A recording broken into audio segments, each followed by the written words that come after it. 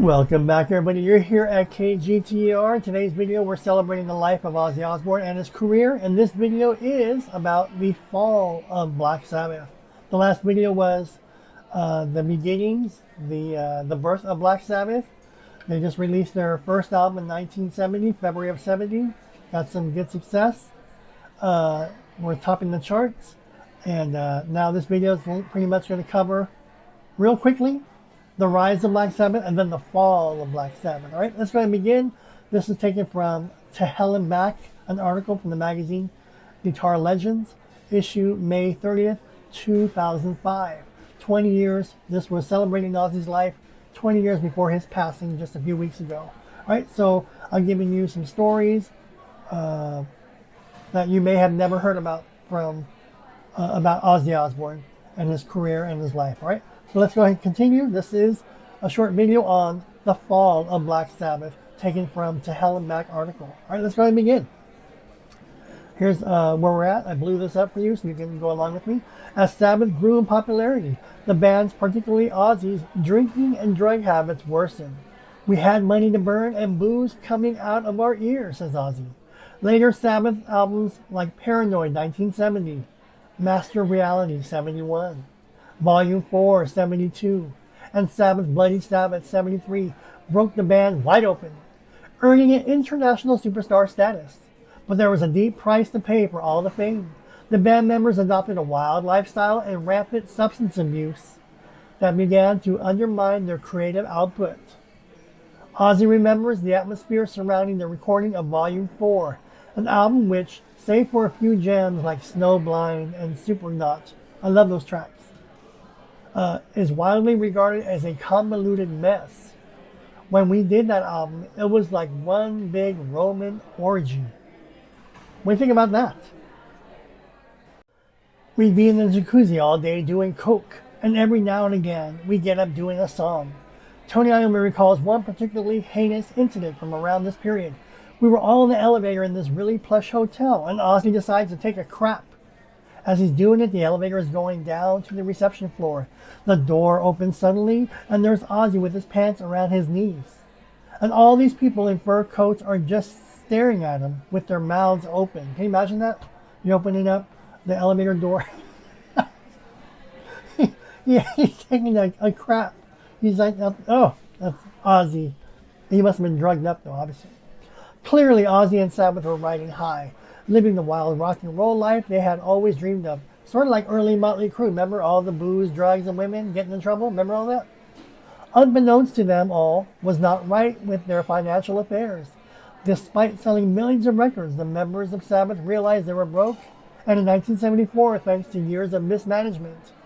Down, but far from out, the band took to managing itself for a while, and eventually hired a well-heeled English manager named Don Arden. His introduction to the fold had only a marginal effect on the band's career, but it did mark a turning point in Ozzy's personal and professional life. Arden's 18-year-old daughter, Sharon, worked in his management company as a receptionist, and it was she who would eventually spearhead Ozzy's solo career and be the rock in his otherwise unstable life. He frightened the life out of me, Sharon says, of her first meeting with Ozzy. He had on a pajama top, no shoes, and was wearing a faucet on a string around his neck. That was his idea of jewelry, but we kept meeting on a regular basis. And after a while, I found him to be very sweet and very funny. He was like a little puppy, very vulnerable. Ironically, it wasn't long after Sabbath began working with Don Arden, and Ozzy began falling for his daughter, that the relationship between the band and its frontman began to unravel, as evidenced by the musically disjointed and poor-selling album Technical Ecstasy, 1976. Now, I personally love that album because it was my very first Black Sabbath album I ever bought. I bought it in 1976. Even though I hadn't heard of Iron Man and Paranoid and all that through the radio. But my first album of Black Sabbath was Technical Ecstasy. I loved it. It was so different. I loved his voice and I just love the guitars. To me, that's a really good album. No one talks about it. I love it. So I love Technical Ecstasy. I have every Black Sabbath album now. But that was my very first Black Sabbath album.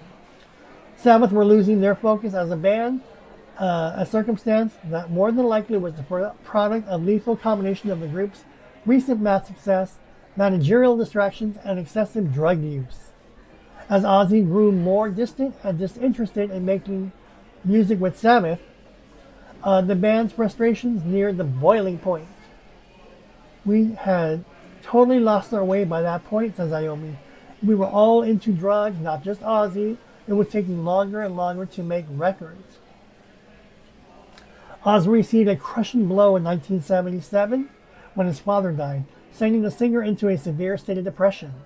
Unsure of whether he wanted to continue with his career, Ozzy actually quit Black Sabbath for a brief period while the band was writing material for its next album, Never Say Die.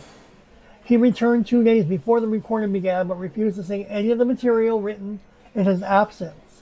We ended up having to write in the day so we could record it in the evening, and we never had time to review the tracks and make changes, said Iommi. As a result, the album sounds very confused. Though Ozzy had returned to complete the album and subsequent tour. So now this is already up, this is 77. So I don't know if, for you Van Halen fans out there, did Van Halen open up with Black Sabbath and Ozzy, or they opened up for Black Sabbath and some other singer? So, though Ozzy had returned to complete the album and subsequent tour, so that was 77, 78. I remember Van Halen, when they signed and released their first album, they opened up for Ozzy, or Black Sabbath. It was clear to Tony that the rest of Sabbath that the time had come to replace Ozzy. So this is obviously after their 77, 78 tour. We knew we had to bring in somebody else, says Iommi. Geezer and Bill would just say to me, either Ozzy goes or we go. At that point, Bill was becoming the businessman of the band with his briefcase and his haircut, and he fucking goes and tells Ozzy, Tony wants to get rid of you. He laughs. Ozzy always thought that I fired him on my own, when it was really the other two who wanted him out. But I wasn't too pleased with Ozzy either. Ozzy had battled depression on and off for most of his life, but being fired from Sabbath brought him to his all-time lowest point. I wasn't just depressed, remembers Ozzy. I was suicidal. I stayed in a hotel room in Hollywood for 6 months and never opened the drapes. I lived like a slob. So that was the end of Black Sabbath, pretty much as we all know it, when they fired him after the Never Say Die album was recorded and the subsequent tour. So that was released, in 77, right? Because in 76 was Technical Ecstasy, 77 was Never Say Die.